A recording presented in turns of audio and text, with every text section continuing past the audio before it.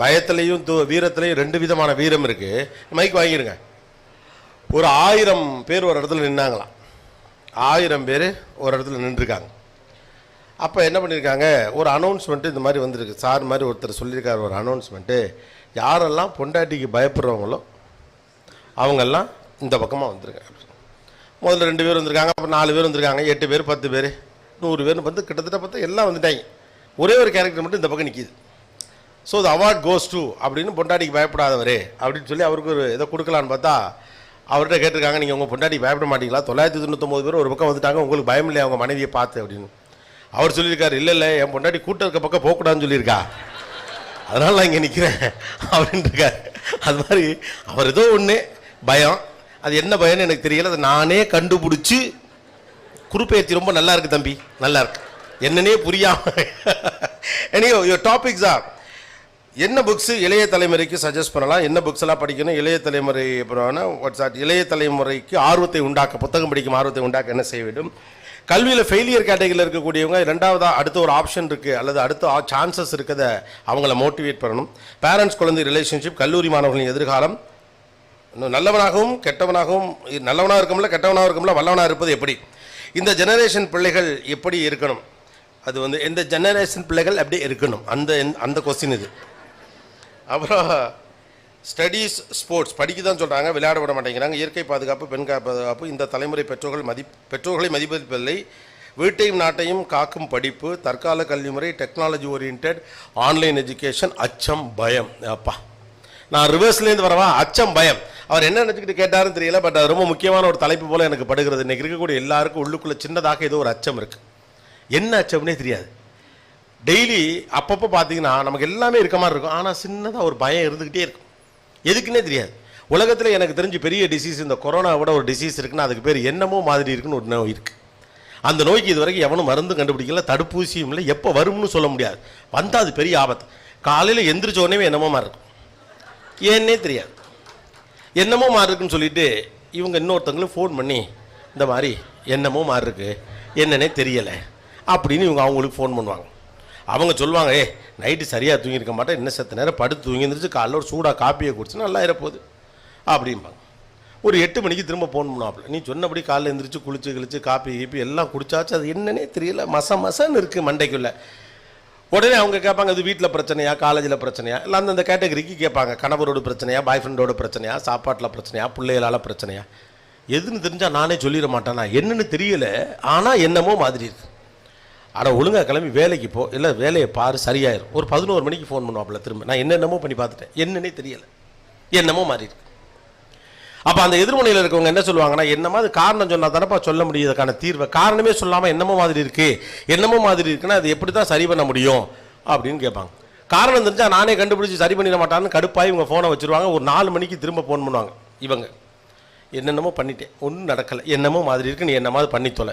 இவங்க வெறியாயிருவாங்க, கடுப்பாயிருவேன், ஃபோனை வை. என்ன ரீசனே தெரியாமல் என்னமோ மாதிரி இருக்குது, என்னமோ மாதிரி இருக்குது, என்னமோ மாதிரி இருக்குன்னு சொன்னீங்கன்னா ஒரு மனுஷால் என்ன பதில் சொல்ல முடியும் அப்படின்னு சொல்லிட்டு ஃபோனை வச்சுருவாங்க. இவங்க வேலையை பார்ப்பாங்க, அவங்க வேலையை பார்ப்பாங்க. ஒரு 6 மணிக்கு அவங்களுக்கு ஃபோன் பண்ணுவாங்க. ஃபோனை போட்டு சொல்லு அப்படின்னு அவங்க சொல்லுவாங்க. யார் என்னமோ மாதிரி இருக்குன்னு காலையில் 8 மணிக்கு சொன்னால் கேரக்டர் சொல்லும். இப்போ இவங்க சொல்லுவாங்க, என்னன்னே தெரியலடி என்னமோ மாதிரி இருக்குது. இந்த நோய் இப்போ இங்கே வந்துடும், வீடு முழுக்க என்னமோ மாதிரி இருக்கும். இப்போவே கூட பல பேர் என்னமோ மாதிரி இருக்குது, கோபிநாத்லாம் வர்றானா போய் பார்த்துட்டு வருவோன்னு வந்த கோஷ்டியெல்லாம் இங்கே உண்டு, எனக்கு தெரியும். ரைட்டா? ஏன் இப்போ இந்த என்னமோ மாதிரி இருக்கு அப்படின்னா, இந்த வாழ்க்கை குறித்த நம்பிக்கை நமக்கு மிக குறைவாக இருக்கிறது. இந்த வாழ்க்கை என்ன ஆகுமோ, இந்த வாழ்க்கை இப்படியே போகுமோன்னு கொஞ்சம் பேருக்கு பயம், இந்த வாழ்க்கை எப்படியோ போயிருமோ அப்படின்னு கொஞ்சம் பேருக்கு பயம், இருக்கிற வாழ்க்கை நீடிக்குமோ என்கிற பயம், இருக்கிற காசெல்லாம் காப்பாற்றிக்க முடியுமா அப்படிங்கிறது பயம், இன்னைக்கு சந்தோஷமா இருக்கும் நாளைக்கு சந்தோஷமா இருப்போமா மாட்டோமாங்கிற பயம், இன்னைக்கு தான் வாழ்க்கை இப்படி இருக்கு நாளைக்கு நல்லா இருக்குமான்னு தெரியலையே, இப்படியே கடைசி வரைக்கும் ஏதோ வாய்க்கும் கைக்குன்னு வாழ்க்கை போயிருமோங்கிற பயம். மொத்தத்தில் நம்ம எல்லாருக்கும் ஒரு பயம் இருக்குது. இந்த பயத்துக்கெல்லாம் நாம தான் காரணமானு கேட்டால் அது இல்லை காரணம். இந்த பயம் எல்லாத்துக்கும் பின்னால் இருக்கக்கூடியது மகிழ்ச்சியாக இருப்பது என்பது பாவம் என்று நமக்கு சொல்லப்பட்டிருக்கு. டோன்ட் பி ஹாப்பி, சந்தோஷமாலாம் இருக்கக்கூடாது. ஒரு கல்யாண வீட்டுக்கு நல்லது கெட்டதுக்கெலாம் நம்மெல்லாம் போகிறப்ப பார்த்தீங்கன்னா பழைய ஃப்ரெண்ட்ஸ்லாம் ஒன்று சேருவாங்க. ஒரு 35 வயது மதிக்கத்தக்கக்கூடிய பெண்கள் எல்லாம் பழைய தோழிகளாக இருப்பாங்க, கசின்ஸாக இருப்பாங்க, நிறையா கிஸ் எல்லாம் பேசக்கூடிய அளவுக்கு நண்பர்களாக இருந்தவர்களாம். அதுக்கப்புறம் திருமணம் அப்படின்னு எல்லாம் வயசெட்டெலாம் என்ன இருப்பாங்க. சந்தித்த பிறகு ரொம்ப சந்தோஷமாக பயங்கரமாக சிரித்து பேசுவான். ஆண்கள்லாம் இளவு வீட்டில் இருக்க மாதிரி தான் இருப்பாங்க. அங்கே போனாலும் சரி தான், எப்படா முடிச்சு தொலைங்க நான் வீட்டுக்கு போகணும், இந்த வேட்டி வேற கசகசாங்கிறது கடுப்பாக இருக்குது. எல்லாருக்கும் யாருன்னே தெரியாது, எல்லாரும் கும்பிட்டோன்னே வணக்கம் வணக்கம், இவங்க நம்ம மேலே தெரு மச்சானோட 2வது 3வதோட ஆமாம் ஆமாம் அப்படிமா, அவருக்கு வர தெரியாது இவருக்கு வர தெரியாது, முறைப்படி கும்பிட்டு வைப்போம் இருக்கட்டும்னு அவங்க பாட்டுக்கு வாழ்வாங்க. லேடிஸ்லாம் அவ்வளோ சந்தோஷமாக பேசி சிரிப்பாங்க. பேசி சிரித்து முடித்தவொடனே அதில் ஒரு அம்மா சொல்லுவாங்க, நல்லா சிரித்து கண்ணுங்கள்லாம் தண்ணி இப்படியே வந்து நிற்கும், ஏன்னா அவ்வளோ சிரிச்சிருப்பாங்க பேசி. அப்போ டக்குன்னு சொல்லுவாங்க, நல்லா சிரிச்சு விட்டேன், நாளைக்கு என்ன போகுதுன்னே தெரியல. மனிதனுக்கு மகிழ்ச்சியாக இருப்பது பயமாக இருக்கிறது. மகிழ்ச்சி துன்பத்தை கொண்டு வந்து சேர்க்கும் என்று நாம் ஏதோ ஒரு இடத்துல நம்புகிறோம். மகிழ்ச்சியாக இருப்பது மனிதனிலிருந்து விலகிய ஒரு விஷயம், அதை போராடி பெற வேண்டும் என்று நினைக்கிறோம். மகிழ்ச்சியாக இருப்பது என்பது எப்போதோ கிடைக்கக்கூடிய அரிதான விஷயம் என்று நமக்கு அறிமுகப்படுத்தப்பட்டிருக்கிறது. வாழ்க்கை குறித்து நமக்கு தொடர்ச்சியாக சொல்லப்பட்ட கற்பிதமான கதைகள் வாழ்க்கையை துயரம் என்று நமக்கு போதிக்கின்றன. வாழ்க்கைங்கிறது என்ன? கஷ்டம், போராட்டம், கஷ்டப்படணும், போராடணும், துயரப்படணும், கண்ணீர் விடணும், கக்கூஸில் உட்காந்து அழுகணும், பாத்ரூமில் உட்காந்து கதறணும், மொட்டை மாடியில் தனியாக போய் நிற்கணும், கடற்கரையில் அப்படியே வானத்தை பார்த்த வாக்கில் நம்ம சோகத்தெல்லாம் செலவிடணும். எவனாவது ஜாலியாக இருக்கான்னு யோசிச்சிருக்கமா? எப்பாடுபட்டாவது கஷ்டமாக இருக்கணும். கடவுளே வேண்டாம் வெறுப்பா பிள்ளையை பற்றி காண்டாம இருக்கணும்னு பேர் வச்ச கதையாக கஷ்டப்பட்டு வாழ்றதுல மனிதனுக்கு ஒரு மகிழ்ச்சி. காரணம் வாழ்க்கை கஷ்டமாக இருந்தால் பின்னால் மகிழ்ச்சியாக இருக்கும் நம்ம நம்புகிறோம். பின்னால் மகிழ்ச்சியாக இருக்கட்டும். 70 வயசு வரைக்கும் கஷ்டப்பட்டுக்கிட்டே செத்துட்டு போயிடுறோம், முடிஞ்சு போச்சு. கடைசி வரைக்கும் மனுஷன் கஷ்டப்பட்டார். இந்த ஒத்த டயலாக்கு எதுக்கு சிரிக்காமல் இருக்குன்னு எனக்கு தெரியவே இல்லை. The perception of life is really confused. அதனால தான் நம்ம இளைய தலைமுறை பிள்ளைகள் சற்று மகிழ்ச்சியாக இருந்தாலும் நமக்கு கோவம், என்ன கெக்கேன்னு சிரிப்பு. இதில் வேற மாதிரி சிரிக்கணுமா என்ன? அப்படி சிரிக்கணுமா என்ன? ஏன் 4 பேர் சிரிக்கிற பார்த்தா ஆத்திரம் வருது. நாகர்கோவில் பஸ் ஸ்டாண்டில் 4-5 கல்லூரி பெண்கள் 2 பசங்க உட்காந்து ஒரு ஹோட்டலில் பிரியாணி சாப்பிட்டு சிரிச்சானுங்கன்னா சம்பந்தமே இல்லாமல் 2 இட்லி கெட்டி சட்னி சாப்பிட்டு கார்னரில் இருக்க அங்கிளுக்கு ஏன் காண்டாகுது? ஒய் திஸ் மேன் பிகமிங் காண்டு? ஏன்? மகிழ்ச்சியாக இருப்பதுன்றது வாழ்விலிருந்து வெளியேறிய ஒரு விஷயம் நம்ம நினைக்கிறோம். 2வது, எனக்கு அது கிடைக்கலேன்னு நினைக்கிறோம். இந்த காலத்து இளைஞர்கள் எவ்வளவு மோசமாக இருக்கிறார்கள், எப்படி வழி நடத்துவது, இதெல்லாம் சொல்றது யாருன்னு யோசிச்சு பாருங்களேன். காலேஜ் கல்ச்சுரல்ஸில் பக்கத்து காலேஜ் பிள்ளைய கையை பிடிச்சிருது கன்னியாகுமரிக்கு நாகர்கோவிலுக்கும் சண்டை வர்றதுக்கு காரணமான இந்த கேரக்டர் தான் இந்த கேள்வியை கேட்கும். முதல்ல வாழ்வியுடைய முதல் நோக்கம் என்னன்னு புரிஞ்சுக்கங்க. ஜெயிக்கிறது, கொண்டாடுவது, பெரிதாக சாதிப்பது, 10th 494 மார்க் எடுப்பது, 12th 1185 பேர் இருக்கிறது, 150 ஓன் ஓட்டு பொண்ணை கட்டுறது, பெரிய டாக்டர் வீட்டில் வாக்கப்படுறது, எல்லாத்தையும் பணக்கார பொண்ணா பார்த்து கல்யாணம் பண்ணி போகிறது, எல்லாத்தையும் விட மிக முக்கியமானது வாழ்வதின் அடிப்படை நோக்கம் வாழ்வது தான். The very purpose of life is living. வாழ்வது தான் வாழ்வுடைய முதல் நோக்கம். நாமெல்லாம் சாதிக்கிறதா வாழ்வுடைய பெரு நோக்கம் சொல்றோம். அதனால தான் எல்லாத்தையும் பிள்ளைகள் மேலே திணிக்கிறோம். பிள்ளைகள் மகிழ்ச்சியாக இருக்கிறது முக்கியமா, வெற்றிகரமானவர்களாக இருக்கிறது முக்கியமா? இதுதான் பெரிய பிரச்சனை. அவருக்குமே தான் பிரச்சனை. நல்லவனா இருக்கிறது கெட்டவனா இருக்கிறது ரெண்டுமே முடியல. வல்லவனா இருக்கிறதுக்கான சூத்திரம் தாருங்கள் அப்படின்னு சொல்றாரு. ஏன்னா நல்லவனா இருக்கிறது சிரமமா இருக்கு, கெட்டவனா இருக்க மனசு ஒத்துக்க மாட்டேங்குது. அப்போ பிள்ளைகளை நம்ம போட்டு என்ன பண்ணுறோம்? இதில் எவனாக்குறது நமக்கே தெரியல. ஒவ்வொரு நாளைக்கு ஒரு ஃபார்முலா, ஒவ்வொரு நாளும் பிள்ளைகளை சோதனை கொடுத்த எலி போல வீட்டில் வச்சிருக்கிறோம். ஒரு நாளைக்கு இந்த ஃபார்முலா அப்ளை பண்ணி பார்க்குறது. அன்போடு இருக்கணும், அதான் முக்கியம். தம்பி காசு பணம் தாண்டா முக்கியம். அவர் வருவார், 30 திருக்குறளில் 3 இடத்துல சொன்னார் காசு முக்கியம் இல்லைன்னு அவர் சொல்லிட்டு போயிடுவாரா? கேட்டாத, அப்புறமா பொழைச்சி நல்லா இருந்துருவார். வாழ்க்கை நல்லா போயிடுச்சுன்னு நாசமாக போயிடும். கேட்குறத கேட்கணும், கேட்டதோட விட்டணும் அப்படின்னு ஒரு நாள். கோபிநாத் சொன்னால அதை அப்படியே அச்சு பிசகாமல் ஃபாலோ பண்ணணும் அப்படின்னு ஒரு நாள். மறுநாளே அவனே அதை ஃபாலோ பண்ண மாட்டான். நீ என்னதுக்கு இதை ஃபாலோ பண்ண போறேன்னு ஒரு நாள். கூகுளில் படித்ததில் ஒரு நாள், பக்கத்து விட்டு ஆண்டி சொன்ன கதை கேட்டு ஒரு நாள், நியூஸ் பேப்பரில் வந்த விஷயம் கேட்டு ஒரு நாள். இந்த வாழ்க்கையை எப்படியாவது சிறப்பானதாக அமைத்துக் கொள்ள வேண்டும் என்ற பரிதவிப்பிலும் போராட்டத்திலுமே வாழ்க்கையுடைய மகிழ்ச்சியான கூறுகளை நாம் மறந்து போகிறோம். வாழ்க்கையை ரொம்ப கஷ்டப்படலாம் நீங்கள் ஒன்றும் போராடிலாம் ஜெயிக்காதீங்க. வாழ்க்கையே ஜெயிப்பதற்கானது தான். வாழ்க்கையினுடைய இயல்பே வாழ்வில் ஜெயிக்கிறது தான். நீங்க தான் வாழ்க்கையில் ஜெயிக்கிறது கஷ்டங்கிற முடிவு எடுக்கிறீங்க. இயற்கையோ மனிதரோ அவர்களுடைய சிந்தனைக்கு ஏற்ப யாரோ ஒருவர் நம்மை படைத்திருக்க கூடும். ரைட்டா? கடவுள் படைத்திருக்கலாம் அல்லது இயற்கை படைத்திருக்கலாம் வச்சுக்கோங்க. இப்போ மனுஷன் இந்த மைக்கை தயாரிக்கிறான். ரைட்டா? தட்டுனா கரெக்டாக சத்தம் வரணும். இப்படி வச்சு பேசினாலும் கேட்கணும், இப்படி வச்சு பேசினாலும் கேட்கணும், நீங்கள் கேட்டாலும் நல்லா இருக்கணும், நான் பேசினாலும் நல்லா இருக்கணும். இந்த கேமரா தயாரிக்கிறாங்க, அடுத்த வெர்ஷன் தயாரிக்கிறாங்க. இப்போ செல்ஃபோனில் எல்லாத்தையும் எடுக்கக்கூடிய அளவுக்கு டெக்னாலஜி தயாரிக்கிறாங்க. அந்த ஒரு பொருளை தயாரிக்கக்கூடிய ஒருவர் என்ன நினைத்து கொண்டு அதை செய்வார்? இது ரொம்ப வெற்றிகரமான ஒரு பொருளாக இருக்க வேண்டும். த பெஸ்ட்டாக இது இருக்கணும், பெஸ்ட் ஆஃப் த மைக்காக இருக்கணும். என்னுடைய மைக்கு நான் உருவாக்குற இந்த audio system best of the audio சிஸ்டமாக இருக்கணும். நான் உருவாக்குற இந்த கேமரா உலகத்திலே பெஸ்ட்டான கேமராவாக இருக்கணும் அப்படின்னு சொல்லி பின்னால் ஓடுதல் ஒரு ஏசி பெஸ்ட் ஆஃப் த ஏசியாக இருக்கணும் அப்படின்னு அவர் நினச்சி தயாரித்தார். பட் அது அப்படி இல்லை. ஓகே, அந்த கதை தனி. ஓகே, அப்படி தான் ஒவ்வொரு மனுஷன் நினைப்பாங்க. கேவலம் மனுஷன் தயாரிக்கிற பொருளே காலத்தை கடந்து வெற்றி பெற்றதாக இருக்க வேண்டும் என்று மனிதன் நினைப்பான் என்றால் கடவுளோ இயற்கையை உருவாக்கிய நீங்களும் நானுமா தோற்று போவோம். தோக்குறதுக்காக ஒருத்தனை படைச்சிருப்பான், தோக்குறதுக்காக ஒருத்தனை படைச்சிருப்பான். தோக்குறது தாங்க கஷ்டம். ஆக்சுவலாக ஒரு அழகான பாயிண்ட் ஆஃப் வியூ சொல்லுவாங்க, நீங்கள் தோற்பதற்கு எடுக்கக்கூடிய முயற்சியில் பாதி எடுத்தாலே ஜெயிச்சிடலாம்.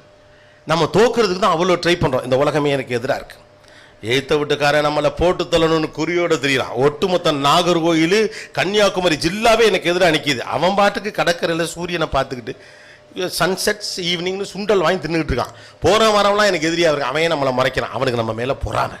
இந்த வாழ்க்கையில் சோகமாக இருக்கிறதுக்கு எவ்வளவு பேராமீட்டர்ஸை தேடுறோம் பாருங்க. ரொம்ப நாள் கழிச்சு ஒருத்தரை பார்த்து அவர் சிரிக்காம போயிட்டு அவனுக்கு பணம் வந்துருச்சுங்கிற திமிர், அவனே கடன் வாங்கின கடுப்பில் தெரியறான். We don't know that what others life is happening. நாம் என்ன நினைக்கிறோமா, இந்த உலகமே நமக்கு எதிராக நிற்கிறது, நம்ம வாழ்க்கையை சோகப்படுத்திக்க எல்லா பிரயத்தனங்களையும் எடுக்கிறோம். என்னுடைய பிள்ளை சரியில்லை, என்னுடைய கணவர் சரியில்லை, என்னுடைய மனைவி சரியில்லை, எனக்கு சொத்து சுகம் இல்லை, எனக்கு வாழ்க்கையில் ஒன்றுமே இல்லை, எல்லாம் இருந்துச்சுன்னு வச்சுக்கோங்க. கடைசியாக ஒரு டயலாக் சொல்லு, எல்லாம் இருந்தும் மனசுக்கு ஒரு குறையா இருக்கு. அப்போ குறையா இருக்கணுங்கிறது தான் நம்ம இன்டென்ஷன். ஏன்னா மகிழ்ச்சி என்பது வாழ்வின் விரோத போக்குன்னு நம்ம நினைக்கிறோம். மகிழ்ச்சியாக இருப்பது பாவம் என்று நினைக்கிறோம். மகிழ்ச்சியாக இருப்பவர்களை பொறுப்பற்றவர்கள் என்று முத்திரை குத்த பார்க்கிறோம். சில பேர் ஜாலியாக இருப்பான். ஜாலியாக இருக்கவனோட எதெல்லாம் நீங்கள் அசோசியேட் பண்ணீங்கன்னு கவனிங்க. சந்தோஷமாக சிரித்து பேசக்கூடிய ஒரு ஆளோடு நீங்கள் எதையெல்லாம் அசோசியேட் பண்ணீங்க பெருமாறியா கவனிச்சு பாருங்க. பொறுப்பு இல்லாதவர், ஓகே, குடும்ப பொறுப்புகளிலிருந்து விலகி இருப்பவர், அவருக்கு ஒன்றும் தெரியாது, சும்மா சபை நாகரிகம் தெரியாதவர், கெக்கே பெக்கே வென்று இருப்பார். உங்களுடைய எந்த கருத்தை பற்றியும் கவலைப்படாமல் அவன் சந்தோஷமா இருப்பான். நீங்கள் அவனை நினைச்சே சோகமாக இருப்பீங்க. அவன் ஜாலியாக தான் இருப்பான். உங்களுக்கு அடுத்தவரின் அங்கீகாரம் தேவைப்படுகிறது. இந்த வாழ்க்கையில் மகிழ்ச்சியாக நாம் இல்லாமல் இருப்பதற்கான காரணம், we expect recognition from every other person on everyday basis. முன்னால கூட பரவாயில்லை. இந்த இளைய தலைமுறை பிள்ளைகள்லாம் 10 வருஷத்துக்கு முன்னால் நீங்கள்லாம் என்ன சொன்னீங்கன்னு உங்களுக்குலாம் ஞாபகம் இருக்கா? இப்போ 18 வயசில் இருக்க நீங்கள் 12 வயசில் இருக்கப்போ கூட நம்ம வீட்டில் எதிர்த்து என்ன பேசியிருப்போம்? நீ ஏன் சித்தப்பா பற்றி கவலைப்படுற, நீ ஏன் அத்தையை பற்றி கவலைப்படுற, நீ ஏன் மாமாவை பற்றி கவலைப்படுற, அவங்க சொன்னால் நமக்கு என்ன, அடுத்தவர்களை பற்றி கவலைப்படாத ஒரு அற்புதமான வாழ்க்கையை வாழ வேண்டும், அப்படித்தான் இருக்க வேண்டும் அப்படின்னு பயங்கர பிம்பிலிக்கு பிலாப்பி விட்ட பகையரா முழுக்க இன்னும் 21 வயசுல இன்ஸ்டாகிராமில் எவனா கமெண்ட் சொன்னால் கூப்பிடப்படுறது அழுகுறாங்க. இதுக்கு மாமா மச்சன் சொன்னதுக்கே கேட்டுக்கிட்டு பேசாமல் இருந்திருக்கலாம். மாறிடுச்சா உலகம், டெக்னாலஜி தான் மாறி இருக்கு. மனசு அதை விட பன்மடங்கு பின்னால போயிருக்குது. யாரோ ஒருத்தன் கூட நம்மளை தப்பா சொல்லிடக்கூடாதுன்னு கவலைப்படுறான். யாருன்னே தெரியாது. உங்களை காண்டேத்துறது தான் அவனுடைய அடிப்படை நோக்கமே. அவன் காண்டேத்துறது தானே இருப்பான். லைஃப் நம்ம எங்கெல்லாம் கொண்டு சுருக்கிக்கிறோம் பாருங்க. 1000 அன்பான மனிதர்கள் சுற்றி இருந்தாலும் கூட அவர்களை பற்றி சற்றும் கிஞ்சித்து எதை பத்தியுமே கவலைப்பட மாட்டோம். ஆனா நம்ம குடும்பத்தில் நம்ம குறை சொல்றதுக்கு ஒரு கேரக்டர் பாருங்க. நம்ம வாழ்க்கையை அவங்ககிட்ட கொண்டு போய் அடமான வைப்போம். இதை செஞ்சு அந்தாள் என்ன சொல்லுவான், இப்படி பண்ணிட்டு அந்தாள் என்ன சொல்லுவான், நீங்க என்ன பண்ணாலும் நொய் தான் சொல்லுவான். ஆனா முழுக்க முழுக்க இந்த ஒட்டுமொத்த வாழ்க்கையை எங்க கொண்டு அடமான வைக்கிறோம்? தன்னை பற்றி தவறாக யார் கருத்து சொல்லுவார்களோ அவருடைய குட் புக்ஸுக்குள்ள இடம் பெறுவதற்கு நீங்க ட்ரை பண்ணிட்டே இருக்கீங்க. நீங்க எல்லாருமே கவனிச்சு பாருங்க. எல்லார் குடும்பத்திலையும் ஒரு கேரக்டர் இருக்கும். அந்த கேரக்டர் நீங்க என்ன பண்ணாலும் உங்களை தப்பு தான் சொல்ல போகுது. ஆனா நம்ம வாழ்க்கை கடைசி வரைக்கும் அவனை திருப்திப்படுத்துறதுலே போயிடும். உங்களுக்கு பிடிக்காதவர்கள் அல்லது உங்களை பிடிக்காதவர்களை பற்றி உங்கள் வாழ்க்கையை முழுக்க நீங்கள் யோசித்துக் கொண்டிருந்தால் உங்களை பிடித்த 100க்கும் மேலானவர்களை நீங்கள் இழக்க வேண்டி வரும். அவங்க தான் உங்களுக்கு உண்மையான சந்தோஷம் தரும். ஆனால் நம்ம அட்டென்ஷன் முழுக்க எங்கே இருக்குது? ஒரு பர்ஃபெக்ட் லைஃபை வாழணும்னு ஆசையாக இருக்குது. What is call perfect life? இந்த பர்ஃபெக்ட் லைஃப்னு அவங்களே டெஃபினேஷன்லாம் வச்சிருக்காங்க. இப்படிலாம் இருந்தால் பர்ஃபெக்ட் லைஃப், இப்படிலாம் இருந்தால் பர்ஃபெக்ட் லைஃப். இந்த உலகத்தில் சூப்பர் லைஃப்னு ஒன்று கிடையாது, சுமார் லைஃப்னு ஒன்று கிடையாது. அவன் லைஃப் அவனுக்கு சூப்பர், அவ்வளவுதான். வாச்சது தான் பொண்டாட்டி, வாச்சது தான் புருஷன், ரைட்டா? Don't expect too many things in life. Life is so simple, don't complicate it.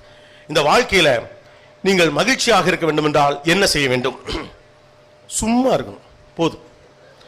அதை சொதப்பாம, காம்ப்ளிகேட் பண்ணாம, கடுப்பேத்தாம, இது என்னன்னே தெரியாத அளவுக்கு குழப்பிக்காம இருந்தா போதும். லைஃப்ல அடிப்படையில் இப்போ என்ன ப்ரெஷர் வந்துருச்சு அப்படின்னு கேட்டால், முன்னாலெல்லாம் பார்த்தீங்கன்னா பிள்ளைகளை தான் நம்ம அடுத்தவங்களோட கம்பேர் பண்ணியிருந்தோம். ஒரு 10 வருடத்துக்கு முன்பு நான் மேடைகளிலே பேசக்கூடிய போது அடிக்கடி சொல்லுவேன், ஒரு நாளும் உங்கள் பிள்ளைகளை இன்னொரு பிள்ளையோடு ஒப்பிட்டு அதற்கு மிகப்பெரிய ஆபத்து. இப்போ சமீபமான சில விஷயங்களை ஸ்டாட்டிஸ்டிக்ஸை டேட்டாஸ்லாம் எடுத்து பார்க்குறப்ப என்ன தோணுதுன்னா, பிள்ளைகளை கம்பேர் பண்ணுறது கூட பரவாயில்ல போல் இருக்கு. இப்போ நம்ம இன்னொருத்தரோட நம்மளை கம்பேர் பண்ணுறது தான் ரொம்ப அதிகரிச்சு. முன்னாலேயாவது பக்கத்து வீடு, எழுத்த வீடு, சொந்தக்காரன், தாய பிள்ளை கல்யாணத்துக்கு போனால் அவன் மாதிரி நம்ம ஒரு கல்யாணம் பண்ணி பண்ணியா, வாரியா சவன்னு ஒரு பிள்ளையை கட்டியிருக்கான், நம்மளும் அப்படி சவப்பான ஒரு பிள்ளையை கட்டி பண்ணும் அப்படின்னு நினைக்கலாம். அவங்க பணக்கார வீட்டில் பொண்ணு எடுத்தாங்க, நம்ம எடுத்து பண்ணோம். மாப்பிள்ளை பாரு படித்தவராக இருக்கா, நம்மளும் எடுத்துடணும், இந்த ஜில்லாவை தாண்டி வெளியில் எடுக்கணும் அப்படின்னு பட்டான். இப்போல்லாம் சோஷியல் மீடியா தான், யாருன்னே தெரியாது. சம்மந்தம் இல்லாதவெல்லாம் கார் வாங்கினேன்னு சொன்னால் நம்மள்ட்ட கார் இல்லைங்க, அவங்ககிட்ட கார் இருக்கு போடுறான். உங்களுக்கு என்ன போ? வெளியிலிருந்து வேடிக்கை பார்க்கிற ஒரு வாழ்க்கையை உங்கள் வாழ்க்கையோடு தயவு செய்து தொடர்பு படுத்தாதீர்கள். இன்னைக்கு உலகம் பறந்து விழுந்து கிடக்கிறது. உங்கள் கண்ணு முன்னால் பார்க்குற எல்லாமே உங்களுக்கு நடக்கணுங்கிற அவசியம் கிடையாது. ரெண்டாவது, அடுத்தவருடைய வாழ்க்கையை வேடிக்கை பார்த்து ஒரு வாழ்க்கையை வாழ முயற்சிக்கிற போது நம்முடைய வாழ்க்கையை நம்மால் வாழ முடியாமல் போய்விடும். You can't leave somebody's life. நீங்கள் ஒரு நாளும் இன்னொருடைய வாழ்க்கையை வாழவே முடியாது. கோபிநாத்லாம் பாரு, அங்கேருந்து வந்தான், ஜில்லுன்னு வந்தான், வந்த வாக்கில் ஜில்லுன்னு பேசுகிறான். எவ்வளோ ஜில்லுன்னு இருக்குன்னு எனக்கு தான் தெரியும். வெளியிலேருந்து பார்க்குறப்ப இருக்கிற வாழ்க்கை இல்லை பாரு. வர ஒரு கோட்டு போடுவார், அப்படியே தலைகளெல்லாம் அப்படி டக்குன்னு சீவி. இப்போ கூட யோசிப்பாங்க, முடியெல்லாம் நிறையா இருந்துச்சு, கம்மியாயிடுச்சு, அங்கே சிவப்பான் தான் இங்கே கருப்பாக இருக்கான். வாரம் ஒரு கோட்டு போட்டுக்கிட்டு அப்படி ஜாலியாக பேசிட்டு அவருக்கு என்னப்பா அப்படின்னு இருக்கலாம். மே மாதம் கோட்டு போட்டு பாருங்க தெரியும் 8 மணி நேரம். வெளியிலிருந்து வேடிக்கை பார்க்கிற போது நீங்கள் பார்க்கக்கூடிய எல்லோருடைய வாழ்க்கையை போல உங்களுடைய வாழ்க்கை இருக்க வேண்டும் என்ற எந்த அவசியம் இல்லை. இந்த உலகத்தில் உயர்வான வாழ்க்கை என்று ஒன்றுமில்லை, தாழ்வான வாழ்க்கை என்று ஒன்றுமில்லை. உங்களை விட பெரியவனும் கிடையாது, உங்களை விட சின்னவனும் கிடையாது. எல்லாரும் ஒன்று தான். Every life is so beautiful. Just enjoy the life. லைஃபை என்ஜாய் பண்ணு.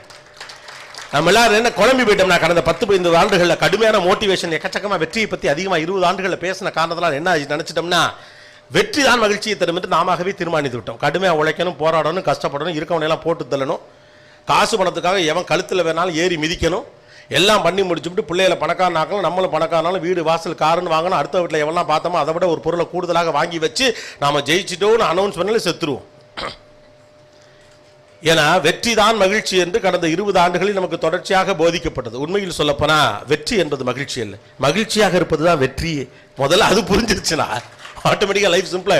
மகிழ்ச்சியாக இருப்பது தான் வெற்றியே. கடைசியில் இதெல்லாம் எதுக்காக பண்றீங்க? மகிழ்ச்சியாக இருக்கிறதுக்கு தானே பண்றீங்க. ஆனால் மகிழ்ச்சியே இல்லாமல் மகிழ்ச்சியை நோக்கின ஒரு பயணம் இருக்கும் என்றால் அதில் என்ன அர்த்தம் இருக்கிறது? உங்கள் மகிழ்ச்சியை நோக்கின பயணமும் மகிழ்ச்சியாக இருக்கும் என்றால் தான் அது கம்ப்ளீட்டான ஃபுல் ஃப்ளெஜ்டான ஒரு லைஃபாக இருக்க முடியும். ஆனால் மகிழ்ச்சியை நோக்கிய பயணம் எப்போதுமே துயரமாக இருக்கணும். சிரிப்பு வந்தால் கூட சிரிக்கக்கூடாது, அது ஒரு கேட்டகரி தெரியுமா இல்லையா? சிரிச்சிட்டோம்னா பின்னால் சிரிக்க முடியாமல் போயிடும். ஆண்லாம் வீட்டுக்குள்ள அதுக்குன்னு ஒரு மூஞ்சி வச்சிருப்பாங்க தெரியுமா? ஐயோ, ஆணுடைய 2 முகத்தில் அற்புதமாக நான் பார்ப்பேன். கடவித முகத்தில் அப்படியே கலகலகலகலான்னு அடிக்கிற வெயிலில் 12 மணிக்கு டீ வாங்கி கொடுத்துட்டு 6 நண்பர்கள் கொஞ்சம் கூட கூச்சப்படாமல் அப்படி வெங்காய பஜ்ஜி வாங்கி சாப்பிடாங்க. நான் கூட மத்தியானம் சாப்பிட்டேன் ஜம்முன்னு. 6 மணிக்கு வீட்டுக்குள்ளே வர்றப்ப ஒரு முகம் அதுக்குன்னே ஆண் வச்சிருப்பான். ஏன்னா குடும்பத்தில் இவன் எப்போதும் சோகமாக இருக்கணும். சோகமாக இருந்தால் தான் அப்போ நான் பொறுப்போடு நம்ம தொடர்படுத்துவோம். சிரிச்சா நான் பொறுப்பு இல்லாதவனோட தொடர்படுத்திடுவோம்ல. அவர் கட் அண்ட் ரைட்டாக இருப்பார், அமைதியானவர், கோபக்காரர், யாருகிட்ட முகம் கொடுத்து கூட பேச மாட்டார். இந்த மாதிரி ஒரு ஆளை எதோடெல்லாம் தொடர்பு படுத்துவீங்க? பொறுப்பானவர், கண்டிப்பானவர், ஒழுக்கமானவர், நேர்மையானவர். யோசிச்சு பாருங்க. அந்த மூஞ்சி 5 நிமிஷம் பார்க்க முடியாது, கடுகடுன்னு வச்சிருப்பான். அவனுக்கு எவ்வளோ நல்ல பேர். 4 பேர் சந்தோஷமா சிரிக்கிற மாதிரி ஒருத்தன் வச்சிருந்தானா அவனுக்கு பொறுப்பு இல்லாதவன் பேர். அப்போ மகிழ்ச்சியை நீங்கள் எங்கேயே டிஸ்கனெக்ட் பண்ணிட்டீங்க, லைஃப்லேருந்து டிஸ்கனெக்ட் பண்ணிட்டீங்க. பொறுப்பு இல்லாதவன் தான் சிரிப்பான், பொறுப்பு இல்லாமல் இருக்கிறவன் தான் ஜாலியாக பேசிக்கிட்டே இருப்பான். ஏன் ஜாலியாக பேசிகிட்டு இருக்கவங்க வந்து பொறுப்பாக இருக்கக்கூடாது அவசியம் இருக்கா? என்னுடைய தொழில் நிமித்தமாக எனக்கு நிறைய பேரை சந்திப்பதற்கான வாய்ப்புகள் கிடைத்திருக்கிறது. பெரிய பெரிய அரசியல் தலைவர்கள், பெரிய பிஸ்னஸ் பீப்புள், ரொம்ப சக்ஸஸ்ஃபுல்லான ஆட்கள், சயின்டிஸ்ட்டுகள், பெரிய ஞானிகள் எல்லாமே என்னுடைய தொழில் நிமித்தமாக அவர்களை பேட்டி காண்பதற்கான வாய்ப்பு கிடைச்சிது. இவங்க எல்லாரும் பேட்டி காணும்போது நான் நிறைய விஷயத்தை கவனிச்சுக்கிட்டே இருப்பேன். அவங்ககிட்ட ஏதாவது நம்ம கற்றுக்க முடியுமான்னு சின்ன வயசுல இந்த வாய்ப்பு கிடைச்சதுனால எனக்கு இருந்துச்சு. ஆனால் இவங்க எல்லார்கிட்டையும் நான் காமனாக ஒரு விஷயம் பார்த்துருக்கேன். ஒவ்வொருத்தரும் அறிவாளியாக இருப்பாங்க, புத்திசாலியாக இருப்பாங்க, அக்ரெசிவான ஆளாக இருப்பாங்க, ஸ்பெஷலைஸ்டாக இருப்பாங்க, they are very good at the departments அப்படிலாம் இருக்கலாம். ஆனால் இவங்க எல்லாத்தையும் காமனாக நான் பார்த்த ஒன்று நகைச்சுவை உணர்வு தான். நீங்கள் ரொம்ப சீரியஸாக பார்க்குறாலாம் சிரிக்க சிரிக்க பேசி நான் பார்த்துருக்கேன். ஆச்சரியமாக இருக்கும், இந்த மனுஷனா இப்படி சிரிக்க சிரிக்க பேசுகிறாரு அப்படின்னு நமக்கு ஆச்சரியமாக இருக்கும். ஏன் அவர் இப்படி நான் எதிர்பார்க்கவே இல்லை அப்படின்னு நமக்கு ஒரு கற்பிதம் இருக்கும். இப்படிப்பட்டவர்கள் இப்படித்தான் இருப்பார்கள், நாமும் அப்படியே இருப்போம், அப்படியே இருப்போம் அப்படின்னு நினச்சிக்கிறோம். நமக்கு சில அபிப்பிராயம்லாம் இருக்கும்ல, இவரும் இப்படித்தான் இருப்பாரா அப்படின்னு. நான் ஒரு பெரிய எழுத்தாளருடைய வீட்டுக்கு ஒரு முறை போனேன். அவர் இப்போ இறந்து போயிட்டார். மிகப்பெரிய எழுத்தாளர், ரொம்ப பிடிக்கும் அவர். அவரோட பேசுவதே சிரமமாக, பட் அவரோட எனக்கு நல்ல பழக்கம் தான். ஒரு நாள் அவர் வீட்டுக்கு போனேன். அவருடைய மகன் என்னுடைய நண்பர். அவர் தான் என்னை பைக்கில் கூட்டிகிட்டு போகிறாப்பெல்லாம். அப்போ என்கிட்ட பைக் இல்லை. ஸோ அவர் வந்து நானும் அந்த பகுதியில் இருந்ததுனால என்னை ஆஃபீஸ் போல் அவர் கூட்டு போவாப்பில். சில நேரம் நான் சீக்கிரம் கிளம்பிட்டேன்னா வந்து வடை இட்லிலாம் சாப்பிட்டுட்டு நேராக அங்கே வீட்டுக்கு போய்ட்டு அப்போ போகிறப்ப இவர் பார்க்கலாம்ல, அதுக்காண்டி நான் போனப்போ ஒரு நாள் அவர் கதவை திறந்தார். வந்து எனக்கு ஆச்சரியமாச்சு, என்ன அவர் வந்து கதவை திறக்கிறான்ட்டு. என்ன நீங்களே கதவை திறக்கிறீங்க? என் வீட்டு கதவை அப்புறம் நீ யாரா திறப்பா அப்படின்னாரு. எனக்கு ஆமால, இது அவர் வீடு, அவர் திறக்கிறார், நாமளா வச்சிருக்கோம். அவர் எழுத்தாளர், எப்பொழுதும் இப்படி உட்கார்ந்து இப்படியே பேசி எழுதி கொண்டே இருப்பார். கோபிநாத் தூங்கும்போது கூட கோட் போட்டே இருப்பார் அப்படின்னு நினைக்கிற மாதிரி. It is a statement that we believe that this kind of a world, we judge this world. இந்த உலகத்தை பற்றி நம்ம ஜட்ஜ் பண்ணுறோம். ரீசெண்டாக ஒரு வருஷத்துக்கு முன்னால் ஒரு பெரிய ஒருத்தரை சந்திப்பதற்கான வாய்ப்பு அவர் என்னை வர சொல்லியிருந்தார். அவரை நான் பார்க்க போயிருந்தேன். சில விஷயங்கள் பேசணும் உங்கள்கிட்டன்னு வர சொன்னார். அவர் ஒரு அசகாய சூரர் என்னுடைய பார்வையில். ஓகே, அப்போ போயிட்டு இருந்துச்சு, நான் உட்காந்து பேசிகிட்டு இருந்தோம். அங்கேருந்து அவருடைய உதவியாளர் வந்து இவர் காதில் ஏதோ சொன்னார். என்னென்னு கேட்டால், ஏதோ டிவியில் முக்கியமான நியூஸ் ஏதோ வருது சார், டிவியை போடுங்கன்னு சொல்லி கொடுத்துருப்பார். டக்குனு அவர் அந்த ரிமோட் எடுத்து அவர்கிட்ட கொடுத்தாரு. அவர் அந்த ரிமோட்டில் அதை போட்டால் ஓடலை, ஆனாகலை. திரும்ப அமுக்குனார், ஆனாகலை. பட்டுன்னு என்ன பண்ணார், டக்குன்னு 2 தடவை இங்கே தட்டினார். தட்டிட்டு போட்டார், ஓடிச்சு. எனக்கு நான் யோசிச்சேன், ஓ இவ்வளோ பெரிய ஆளும் ரிமோட்டு ஓடலைன்னா இதான் செய்வாரா? ஏன்னா நம்ம கணக்கு என்னன்னா, அவர்கிட்ட நான் கேட்டேன், என்ன நீங்களும் தட்டுறீங்கன்னு. ஆமாம், நார்மலாகவே அது ஓடலைன்னா பார்த்தீங்கன்னா கோபி 2 தடவை தட்டுனா ஓடும் அப்படின்னார். நாம தான் ஏதோ நினச்சி வச்சுருக்கோம். We judge this world according to our convenience. இந்த உலகம் வேறு மாதிரியாக இருப்பதற்கான காரணம் இந்த உலகத்தை நாம் வேறு மாதிரி பார்க்கிறோங்கிறதான். அந்த வேறு மாதிரி பார்ப்பதுக்குள்ள பல புத்திசாலித்தனங்கள் அடக்கி வைக்கிறோம். அவனை நம்பக்கூடாது, இது ஒரு புத்திசாலித்தனம். எதில் இருக்கவன் துரோகியா தான் இருப்பான், இது ஒரு புத்திசாலித்தனம். உன் பக்கத்து வீட்டுக்காரன் சொந்தக்காரன் எல்லாருமே பொய்யா தான் அவங்ககிட்ட பழகிறான், இது ஒரு புத்திசாலித்தனம். எவனையும் நம்பாத தம்பி அப்படின்னு பிள்ளைகளுக்கு போதிப்பது ஒரு புத்திசாலித்தனம். இதெல்லாம் நீங்களாக கற்பனை செய்து கொண்ட காண்டாமிருக மாதிரி 2 பல்லு வச்சு கொம்பு வச்சு இந்த உலகத்துக்கு நீங்க டிசைன் பண்ண பிக்சருக்கு கொடுக்குற reaction. People are so good, நீங்க அதை நம்பணும். எவ்வளவோ துரோகம் வன்மம் எல்லாவற்றுக்கும் பிறகும் நான் மனிதர்களை தீவிரமாக நேசிக்கிறேன். மனிதர்களை விட மனித வாழ்க்கையில் யாரால் மேம்பாடு செய்ய முடியும்? எல்லா துரோகங்களை பத்தி பேசுறோம். போய் ஒரு அரசு ஆஸ்பத்திரியில் பாருங்க, ஏன் ஒரு பிரைவேட் ஆஸ்பத்திரியில் போய் பாருங்க. ஏதோ ஒரு விபத்தில் திடீர்னு அடிபட்டு ஒருத்தன் படுத்து கிடக்கிறானா, தலைமாட்டில் டெய்லி ஷிஃப்ட் வச்சு ஒரு சொந்தக்காரன் வந்து நின்றுக்கிட்டு தான் பாஸ் இருக்கான். இல்லாமலாம் ஒன்றும் போயிடல. இன்னமும் காலையில் இட்லி தோசை திங்கிறான், மிஞ்சி போனால் சப்பாத்தி திங்கிறான், அவ்வளோதான். இவ்வளோதான் நம்ம லைஃப். சாதாரண ஒரு வாழ்க்கை தான். எப்படி மனிதன் துரோகம் செய்வான்? ஏதோ ஒரு கட்டத்தில் உங்களுடைய படிப்புக்காக உங்கள் சொந்தக்காரன் உதவாமலா இருந்தான், எதிர்த்து விட்ட அங்கிள் நீங்கள் நல்லா படிக்கிற பிள்ளை அப்படிங்கிறதுக்காக உங்களுக்கு ஸ்கூல் ஃபீஸ் கட்டலையா என்ன? போனா போகட்டும்பா, 1000 இருக்கட்டும், யா நல்லா படிக்கிறவன், இவனுடைய ஸ்கூல் ஃபீஸை நானே கட்டேனே. எத்தனை வாத்தியாருக்கு இறங்கி எத்தனை பிள்ளைங்க இங்கே படிக்க வச்சிருக்காங்க. இவர்கள்லாம் மனிதர்களே இல்லையா? ஆனால் உங்கள் கண்ணை உறுத்துறது யார்? அந்த ஒத்த கெட்டவன். அந்த ஒத்த கெட்டவன் அவனை போட்டுத்தல்ட்டா நீங்கள் சரியா இருங்க. ஆனால் அவன் உங்களை போட்டு தள்ளாமல் சாக மாட்டான். The matter is the perception towards the world. நம்ம எப்படிலாம் நினைக்கிறோம், உலகம் மோசமாக இருக்கிறது நினைச்சுக்கிட்டே இருக்கும். அதனால தான் உலகத்து மீது நமக்கு எரிச்சலும் அன்பின்மையும் கோபமும் வருகிறது. இந்த உலகம் மோசமானது நீங்க நம்பிக்கிட்டே இருக்கீங்க. இந்த உலகம் மோசமாலாம் கிடையாது. நாம எப்படி இருக்கோம் அப்படிங்கிறதா. பணம் வந்த பிறகு அவர் மாறிவிட்டார் அப்படின்னு நம்ம சொல்லுவோம் இல்லையா? பணம் வந்தவனே அவனுக்கு திமிரு வந்துருச்சு.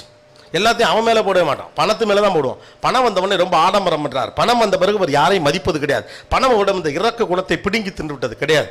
பணத்துக்கு எந்த குணமும் கிடையாது, மனிதனுக்கு தான் குணம் இருக்கு. பணம் அவன்கிட்ட என்ன குணம் இருக்கோ அதை வெளியில காட்டிடும், அவ்வளவுதான். அவன் ஏற்கனவே இரக்கம் இல்லாதவனாக இருந்தால் பணம் வந்த பிறகு அவன் இரக்கம் இல்லாதவன் என்பது தெளிவாக தெரிஞ்சிடும்.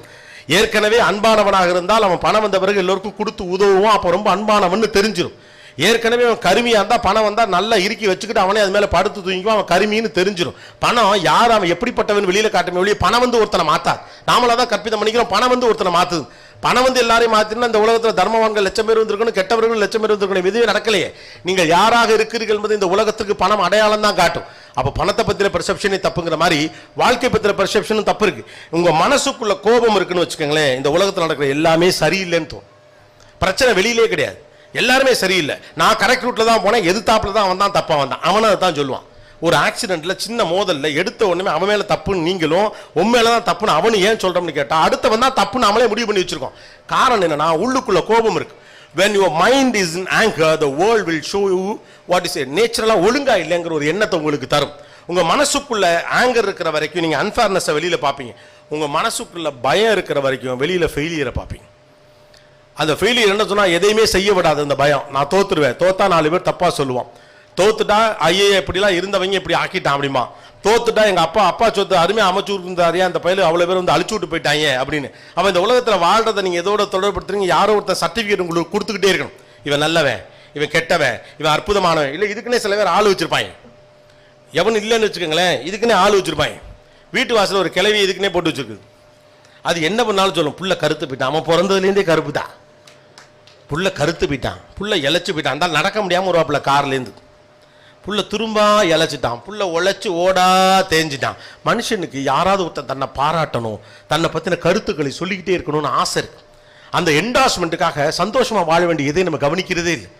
ஒரு இடத்திலிருந்து இன்னொரு இடத்திற்கு 40 நிமிடத்திற்குள் போக வேண்டும் என்ற எண்ணம் மட்டும் இருக்கிறவன் எதையுமே கவனிக்க மாட்டான். ஆனால் அவன் எல்லா இடத்துலையும் நின்று தான் போகணும். 40 நிமிஷத்தை கடக்கிறதுக்குள்ள 6 சிக்னல்ல நின்று தான் ஆகணும், 2 டிராபிக் ஜாமை சந்திச்சு தான் ஆகணும். ஆனால் அவன் என்ன முழுக்க அந்த 40 நிமிஷத்துலேயே இருக்கு. பாவம், ஒரு சிக்னல்ல ஒரு பூட்டப்பட்ட காருக்குள்ளே இந்த குழந்தை தட்டி அங்கிள் அங்கிள்னு கூப்பிட்டது உன் காதலே விழாது. டிராபிக் சிக்னல்ல எதிர்த்தாப்புல ஒரு பொண்ணு அழகா லூசார் விட்டு அவனையே பார்த்துட்டு இருந்து அந்த கருமமே தெரியாம சிக்னலே பார்த்துட்டு இருப்பான். வீணா போனவன், அழகான பொண்ணு அப்படி அமைஞ்சிருக்கும். இப்ப பல பேர் ஐயோ டிராபிக் சிக்னல்ல விட்டுட்டு கல்யாணம் பண்ணிட்டேனே. லைஃப்ல நீங்க ஏன் கவனிக்க முடியலன்னா, நீங்கள் உலகத்துல கவனிக்க வேண்டியது ஒன்னே ஒண்ணுதான் நினைக்கிறீங்க, அது உங்கள் இலக்கு என்று நினைக்கிறீர்கள். கிடையாது. இலக்கை விட முக்கியமானது உங்களுடைய பயணம். இலக்குகளை விட முக்கியமானது உங்களுடைய பயணம். வெற்றியை விட முக்கியமானது உங்கள் மகிழ்ச்சி. வெற்றியை விட முக்கியமானது உங்கள் மகிழ்ச்சி. உங்கள் மகிழ்ச்சியை விட முக்கியமானது நிம்மதி. இதுக்கு தான் எல்லாரும் போறாரு இல்லையா? எல்லாம் கடைசி எங்கே நிம்மதினு ஒரு ஷாலை தூக்கி போட்டுக்கிட்டு கடைசியில் சுத்துறதுக்கு வாழ்க்கையில் பெருசாக ஒன்று செஞ்சு அதுக்கப்புறமா சந்தோஷமாயிடலாம். அப்படிலாம் இல்லை. வாழ்க்கையுடைய சின்ன சின்ன அசைவுகளில் உங்களால் சந்தோஷத்தை கவனிக்க முடியவில்லை என்றால் வாழ்வின் பெரிய சந்தோஷத்தையும் உங்களால் கவனிக்க முடியாது. சந்தோஷங்கிறது இங்கே டெம்ப்ளேட்டாக இருக்கு. வேர்ல்டோட பர்செப்ஷன் படி அந்த டெம்ப்ளேட் ஆளுக்கு ஒரு டெம்ப்ளேட் தராங்க. டிவி விளம்பரம் மாதிரி ஆகிப்போச்சு. இப்படி இருந்தால் நீ புத்திசாலி பிள்ளைன்னு டிவி விளம்பரம் சொல்லு. சின்ன வயசில் உயரமாக இருக்கணும், சகப்பாக இருக்கணும், மரத்தில் தொங்கணும், ஃபஸ்ட்டு கிளாஸில் பாஸ் பண்ணணும், பேச்சு போட்டி, எழுத்து போட்டி, கட்டுரை போட்டி, இது எல்லாத்துலேயும் வரணும். ஜெயிக்கிற பிள்ளையாக வளர்றவங்களாம் நல்ல பிள்ளை. இப்போ பிள்ளைகள்கிட்ட ஒரு பிரச்சனையும் இல்லை. இந்த தலைமுறை பிள்ளைகள் அந்தந்த தலைமுறை பிள்ளைகள் அந்தந்த காலத்துக்குரிய தவறுகளை செய்து கொண்டு இருக்கிறார்கள். நீங்கள் செஞ்சீங்க, அவனை செஞ்சா அவனை வழிபடுத்தலாம், அதெல்லாம் இல்லைன்னு சொல்ல. ஆனால் அடுத்த தலைமுறை பிள்ளைகளை குற்றவாளி போல நீங்கள் பார்ப்பதற்கான காரணம் என்னன்னு கேட்டால் எல்லாத்தையும் இந்த பிள்ளை செய்யணும்னு எதிர்பார்க்கறது தான். இங்கே 4-5 பேரோட பிறந்தவங்களாம் இருப்பீங்க இல்லையா? 3 அக்கா தங்கச்சிங்க, 2 அண்ணன் தம்பிங்க, குடும்பம்லாம் இருக்கும். பல இந்த பாண்டிய இந்த என்ன ஒரு படத்தில் ராஜ்கிரண் இருப்பார், தோளில் அவங்க அந்த தம்பிங்கெல்லாம் நின்று பலாப்பழம் படிப்பாங்கல்ல, அந்த மாதிரி குடும்பத்துலேருந்து வந்தவங்களாம் கூட இருப்பீங்க. இப்போ அத்தனை பிள்ளையா இருக்கு? ஒரு பிள்ளை இல்லாட்டி 2 பிள்ளை. அதில் வேற ஒரு அம்மா அந்த பிள்ளைகளுக்கும் பெற்றோர்களுக்குமான உறவை எப்படி மேம்படுத்துவது அப்படிங்கிறாங்க. 6 பிள்ளை பத்தப்ப எந்த பிரச்சனையும் இல்லையே, இப்போ என்ன திடீர்னு பிரச்சனை வந்துச்சு? வர பிறக்கையில் எதுவும் அருவா கத்தியெல்லாம் எடுத்துகிட்டு பிறக்கிறாங்களா? 6 பிள்ளை பத்தப்ப அப்பா அம்மாக்கள் நம்மளெல்லாம் வளர்த்துறலே என்ன? அதுக்கு நீங்கள் என்ன பதில் சொல்லணும்? நாங்களாம் பொறுப்பாக இருந்தோம். நீங்கள் பொறுப்பாக இருந்த வகையராவை போய் கேட்டால் தான் தெரியும் நீங்கள் என்ன பொறுப்பாக இருந்தீங்க. நீங்கள் மேக்ஸில் எடுத்த 7 மார்க்கு உங்களை டீச்சர் எப்படி தூக்கி போட்டு மிதிச்சாருங்கிற விஷயம் எங்களுக்கு தெரியாதுங்கிற ஒரே காரணத்துக்காக அள்ளி விடுறது. அப்பாக்கெல்லாம் வீட்டில் ஒரு கதை சொல்லுவாங்க, கவனிச்சிக்கலாம் இல்லை, நானும் அந்த காலத்தில் அப்படின்னு நிறுத்திடுவாங்க. ஏன்னா அதுக்கு மேலே உண்மை தெரிஞ்சால் சீதி நாரி பேர். அந்த காலத்தில் நீங்கள் ஒன்றுமே பண்ணலைங்கிறதா உண்மை. நாங்களாம் அந்த காலத்தில் அப்பாக்களுக்கு அது ஒரு ஆசை. கடந்த காலத்துடைய கவலைகளை பிள்ளை, ஏன்னா வாழ்க்கையை சுமையாக இருக்கணும், சந்தோஷமாக இருந்துடே கூடாது. வீட்டில் 4 பேர் சிரிச்சுட்டு இருந்தாங்கன்னு வச்சுங்களேன், வந்தவங்கள என்ன ஒரே சிரிப்பு, ஒரே கும்மாளமாக இருக்குது. ஏன் சிரிக்கிறது எப்படி கும்மாளமாகும்? உட்காந்து டிவியில் காமெடிக்குன்னு இத்தனை சேனல் இருக்குது, உட்காந்து பார்க்குறோம். அப்போ தேவை இருக்கிறதுனால நீ பார்க்குறோம். சிரிக்கிறது எப்படி கும்மாளமாக இருக்கும்? அமைதியாக இருக்கணும். அப்போ சுடுகாட்டு பேர். அமைதியை உயர்வென்று கருதுகிறோம், சத்தத்தை அவமானம் என்று கருதுகிறோம். சத்தம் தான் உலகத்தின் அற்புதமான மொழி. குழந்தை பிறந்த உடனே நம்ம முதல்ல கேட்குற வார்த்தை புள்ள அழுதுச்சாங்கிறது தான். அதான் குறியீடு. சத்தம் தான் உலகத்தின் அற்புதமான மொழி. நீங்க மௌனத்தை தான் எப்போதுமே பெருசா பேசிட்டு இருக்கீங்க, அமைதியை தான் பெருசா பேசிட்டு இருக்கீங்க. அதிகாரத்திற்கு எதிராக என்ன பண்றீங்க? குரல் தான் எழுப்ப முடியும். பாராட்டுக்கு என்ன?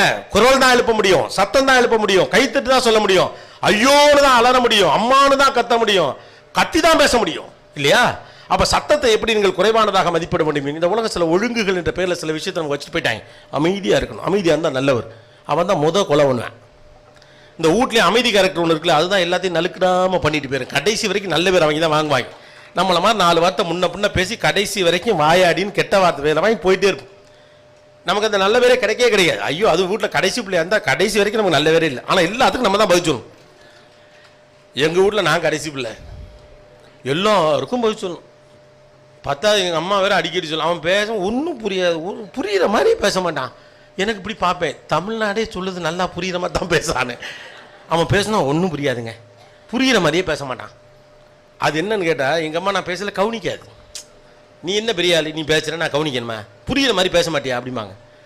அப்போ அந்த பர்செப்ஷன் டுவர்ட்ஸ் எவ்ரி ஒன், உங்கள் பர்செப்ஷன் பற்றினது வேறு, எங்கள் அம்மாவோட பர்செப்ஷனை பற்றின வேறு. அவங்களுக்கு நான் பிள்ளை அவ்வளவுதான், அவங்களுக்கு இந்த எந்த இடைச்சல்கள் இந்த பிரச்சனைகள்லாம் கிடையாது. அப்போ இங்கே எங்கே வந்து மாட்டிக்கிட்டு அப்படின்னா, வாழ்க்கையில் சில விஷயத்தை அந்த சில செட்டப் கீழே ஒழிச்சு வச்சுருக்கோம். நவீனமாக அதை பேசினா அதை தப்புன்றாங்க.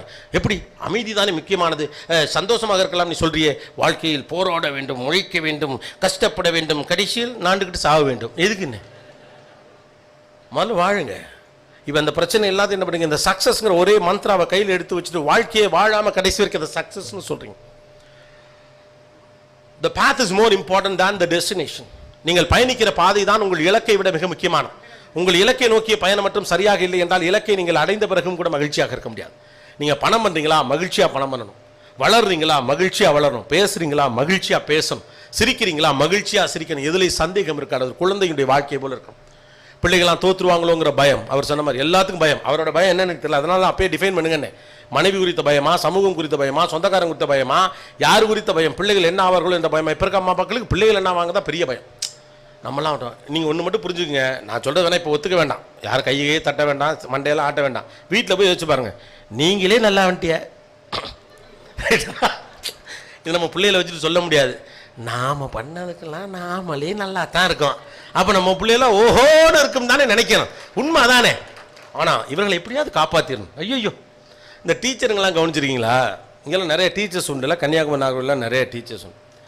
ஸ்கூல்ஸ்லாம் பார்த்தீங்கன்னா ஒவ்வொரு வருஷமும் சொல்லுவாங்க, இந்த மாதிரி ஒரு மோசமான பேட்சை என் வாழ்க்கையில் நான் பார்த்ததே இல்லை அப்படிம்பாங்க. ஆனால் ஸ்பெஷல் என்னன்னா ஒவ்வொரு வருஷமும் அதை சொல்லுவாங்க. அப்போ அவங்க பார்வையில் அவங்க ஒரு நல்ல பேட்சை கூட பார்க்கலையா? இல்லை, எந்த பேட்சுமே நல்ல பேட்சில் அவங்களாவே நினச்சிக்கிறாங்க.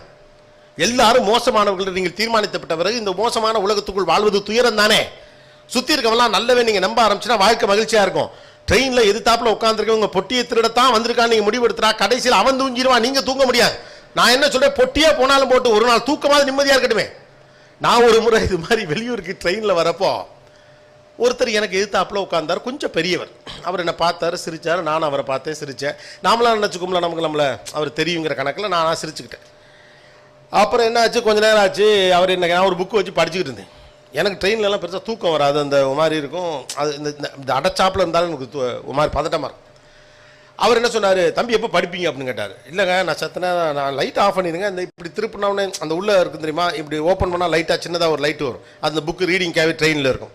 நான் இதை ஓப்பன் பண்ணிக்கிறேங்க. இல்லை தம்பி நீங்கள் படிங்க, நான் முழிச்சிருக்கேன். நான் படிக்கிறதுக்கு இவரது முழிச்சிருக்கேன்னு நினச்சிட்டு நான் அந்த வெளிச்சத்தையும் கம்மியாக வச்சு அதுக்கிட்ட பக்கத்தில் வச்சு நான் படிச்சுட்டே வந்தேன். அவர் என்ன பார்க்குறாரு, அவர் பொட்டியே பார்க்குறாரு, அந்த லைட்டை பார்க்குறாரு. அப்புறம் தான் எனக்கு புரியுது, ஓ நான் பொட்டியை திருடிடுவேன் அப்படின்னு தான் நம்மளை தூங்க வைக்கிறதுக்கு ட்ரை பண்ணுறாரோ அப்படின்னு. இடையில அவர் என்ன பண்ணார், எனக்கு ஒரு வாழைப்பழம் கொடுத்தாரு. இப்போ எனக்கு அவர் மேலே சந்தேகம் வந்துச்சு. இந்த ஆள் ஒருவேளை நம்மளை குத்தி கொண்டு விடுவானா அப்படின்ட்டு, நம்ம பொட்டியில் ஒன்றும் பெருசாகவும் இல்லையே அப்படின்ட்டு. இப்போ அவருக்கு என்னன்னு கேட்டால், அவர் கையில் ஒரு சங்கிலியும் பூட்டு வச்சிருக்காருங்க. அதை நான் பார்க்காத நேரம் போட்டு பூட்டிடுறேன். அதுக்கு அவர் காத்திருக்கிறார். அவருக்கு அந்த வாய்ப்பை தரணும்னு வராத பாத்ரூம் வருதுன்னு எந்திரிச்சு நான் போனேன். வந்து பார்த்தா அந்த பொட்டியை பூட்டி அது மேலே ஒரு காலை வச்சு உட்காந்தே இருக்காரு. அதுக்கப்புறம் என் மேலே நம்பிக்கை இல்லை. சரி, நம்மளை சாதாரண ஆளாக அவர் நினச்சிட்டார், நம்ம யாருன்னு அவர்கிட்ட சொல்லுவோம், அப்போ அவருக்கு நம்பிக்கை வந்துடும். அப்படின்ட்டு, என்ன யாருன்னு உங்களுக்கு தெரியுதா அப்படின்னு கேட்டேன். ஏன் தெரியாம, நீ என்ன நல்லா வருவீங்களே கோபிநாத்தனே நீங்கள் அப்படின்னாரு. ஆமாம், அப்போ அப்படியும் தான் நான் பொட்டி எடுத்துட்டு நீ நம்புற. அந்த சோகத்தில் என்னை தூங்கிட்டேங்க.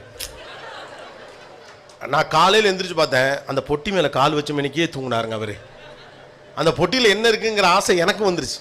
அப்போ எதில் இருக்கவன் திருடன்னு முடிவு பண்ணிட்டா அவங்களுக்கு நிம்மதி போயிடும். எதில் இருக்கவன் கொலகாரன் முடிவு பண்ணிட்டா நிம்மதி போயிடும். பக்கத்து வீட்டுக்காரங்களுக்கு நம்ம மேலே கோபமாக தான் இருக்கான்னா அவங்க நிம்மதி போயிடும். இந்த உலகம் நல்லதுன்னு முதல்ல நம்புங்க. If you want to be happy, believe this world is so good. இந்த உலகத்தில் தப்பு தவறு நடக்காமல் இல்லை. நான் இல்லைன்னு சொல்ல, நீங்களும் சரி நானும் செய்கிறேன், எல்லாரும் சரி, ரைட்டா? இந்த உலகம் நீங்கள் நினைப்பது போல பெர்ஃபெக்டாக அற்புதமாக அழகாலாம் இல்லை தான். ஆனால் அதுக்காக இந்த உலகம் நீங்கள் அதை விட மோசமானதாக அதை கற்பனை செய்து கொண்டு அதுக்குள்ளே வாழ்ந்துகிட்டு இருக்கிறது எவ்வளோ கஷ்டம் யோசிச்சு பாருங்க. அதை நம்ம பிள்ளைகள்கிட்ட நீங்கள் கொண்டு போகிறது தான் பெரிய ஆபத்து. யாருமே இல்லாத ஒரு வனாந்தரமான காட்டுக்குள்ளே வாழ்வதை போல் இந்த பிள்ளைகளுக்கு இந்த உலகத்தை நாம் அறிமுகப்படுத்தி கொண்டே இருக்கிறோம். எழுத்த வீட்டுக்காரன் கட்டவன், சொந்தக்காரெல்லாம் ஏமாத்திடுவான், உன் மாமங்காரன் நம்பாத அப்படின்னு அப்பா சொல்லிடுவார். ஓ மாமனே, ஐயோ உங்கள் அம்மா தம்பியை நம்பவே நம்பாத. நம்ம ஆளுங்க, நம்ம அம்மா, உன் சித்தப்பனையும் பெரிய பண்ணி நம்பவே நம்பாது. அவங்க 2 பேர் இன்னும் 10 பேர் நம்பாதுன்றவாங்க. யாரை தான் நம்புறது? எழுத்த வீட்டுக்காரன் கெட்டவன், பொறாம பிடிச்சவன், பக்கத்து வீட்டுக்காரன் நம்மளை அழிக்கிறதுக்குனே தெரியலாம், பள்ளிக்கூடத்தில் இருக்கவனும் அப்படி தான் இருக்கிறான், பழகின நண்பர்கள் அப்படித்தான், உறவுகள் அப்படித்தானா, ஒரு மாதிரி பதட்டம் வந்துடாது, பயமாக இருக்காது. ஏன் இந்த பயமான உலகத்தை பிள்ளைகிட்ட கொடுக்குறீங்க? இந்த மாதிரிலாம் பயமுறுத்தி சொன்னோம்னா தான் பிள்ளை சூதுவாத அது அப்படியே ஸ்ட்ராங்காக வளருவான். ஸ்ட்ராங்காக வளர மாட்டான், கோழையாக தான் வளருவான். எல்லாரும் மனசுக்குள்ளேயும் பயம் இருக்குது பாருங்கள். அவருக்கும் பயம் இருக்குது, அவராக வெளியில் சொல்லிட்டார். இப்போ நான்லாம் சொல்லலை, அவ்வளோதான், எனக்கும் பயமாக தான் இருக்கு. வாழ்க்கையில் தோற்று போகணும்னு பயப்படாதீங்க, அந்த பயம்தான் உங்களை தோக்கடிச்சிடும். தோத்தே போனாலும் பரவாயில்ல, சந்தோஷமாக வாழ்ந்தமா இல்லையான்னு மட்டும் பாருங்க. இந்த உலகத்தில் நீங்கள் எவ்வளோ ஜெயிச்சாலும் தோத்தீங்கன்னு சொல்கிறதுக்கு ஆள் இருக்கு, நீங்கள் சின்னதாக ஜெயிச்சாலும் ஜெயிச்சிட்டீங்கன்னு சொல்கிறதுக்கு ஆள் இருக்கு. அடுத்தவுடைய ரெக்கக்னேஷன்லாம் உங்களுக்கு தேவை கிடையாது. இந்த உலகம் ஒவ்வொரு கட்டத்தில் ஒன்று சொல்லும், செட்டில் ஆகுன்னு சொல்லும். எவனா செட்டில் ஆனவங்க இருக்கீங்களா சொல்லுங்கள்? லைஃப்பில் எப்போ செட்டில் ஆவீங்க? உங்களை கொண்டே ஒரு நாள் மூடுவாங்க, அன்னைக்கு தான் நீ செட்டில்னு நான் சொன்னேன். 10,000 ரூபா சம்பாரிச்சா லைஃப்பில் செட்டில்னு நினச்சிட்டு சென்னைக்கு நான் போனேன். அந்த கனவை நான் முழுசாக கண்டுபிடிக்கிறதுக்குள்ளே 11,500 சம்பளம் கொடுத்தாங்க. செலவு 12,500 ஆயிடுச்சு. அதுக்கடுத்து அதை விட சம்பாரிச்சேன், அதை விட கூடுதலாக செலவாயிடுச்சு. இப்போ என்ன வெளியிலேருந்து பார்த்தா கோபிநாத் அவருக்கு என்னங்க அவர் செட்டில்டு, எனக்கு தான் தெரியும் நான் செட்டில்டா இல்லையான்னு. இப்போ உங்களெல்லாம் பார்க்குறப்ப கூட சௌரியமாக இருக்குது, பேசிகிட்டு இருக்கேன், நான் தான் நின்றுக்கிட்டு இருக்கேன் கால் வலிக்க, நீங்களாம் சௌரியமாக உட்காந்து கேட்டுக்கிட்டு இருக்கீங்க, செட்டில்டு. அப்படி தான் தோணும். யாரும் இங்கே செட்டில்டு இல்லை, செட்டில் ஆகணுங்கிற எந்த அவசியம் கிடையாது. செட்டில் ஆகிட்டா லைஃப் சோழி முடிஞ்சிட்டு போயிடும். Don't compare your life with anyone else. Your life is entirely unique and you people are entirely different people. உங்களுக்கும் இன்னொருத்தவருக்கும் நிறைய வித்தியாசங்கள் இருக்குது. அவருக்கு அமெரிக்காவுக்கு ஹாலிடே போனால் தான் சந்தோஷம், உங்களுக்கு ஆதித்யா டிவியில் காமெடி பார்த்தாலே சந்தோஷம், முடிஞ்சு போச்சு. இப்படி இதில் என்ன பிரச்சனை? ஒருத்தருக்கு பெரிய ஹோட்டலில் போய் பார்த்து சாப்பிட்டா தான் சந்தோஷம், ஒருத்தருக்கு குக்கு வித்து கோமாளி பார்த்தாலே சந்தோஷம், முடிஞ்சு போச்சு. அவர்லாம் அங்கெல்லாம் போய் சாப்பிட்றோம், நமக்குலாம் அதுக்கு வாய்ப்பு இல்லையே. உங்களுக்கு எது மகிழ்ச்சி தெரியுமோ அதை செய்யுங்க.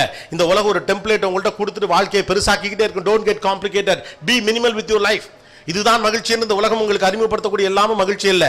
எது மகிழ்ச்சி என்று உங்களுக்கு புலப்படுகிறதோ அதுதான் மகிழ்ச்சி. அதை கண்டுபிடிங்க. உங்கள் மகிழ்ச்சியை நீங்கள் தேடி கண்டடையுங்கள். அதை உலகத்துடைய விளம்பரங்கள் உங்களுக்கு இன்ஃப்ளூயன்ஸ் பண்ணக்கூடாது. அதனால சொன்ன வெளியிலிருந்து வேடிக்கை பார்த்தா அதை அடைய வேண்டும் என்று ஒரு நாள் நினைக்காது.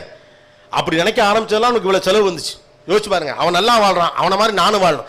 இந்த யோசனை வரப்போய் தான் நம்ம வீட்டில் இருக்கக்கூடிய அவ்வளவு தேவையில்லாத பொருள் இருக்கு. நம்ம வீட்டுக்குள்ளெல்லாம் போய் பாருங்க.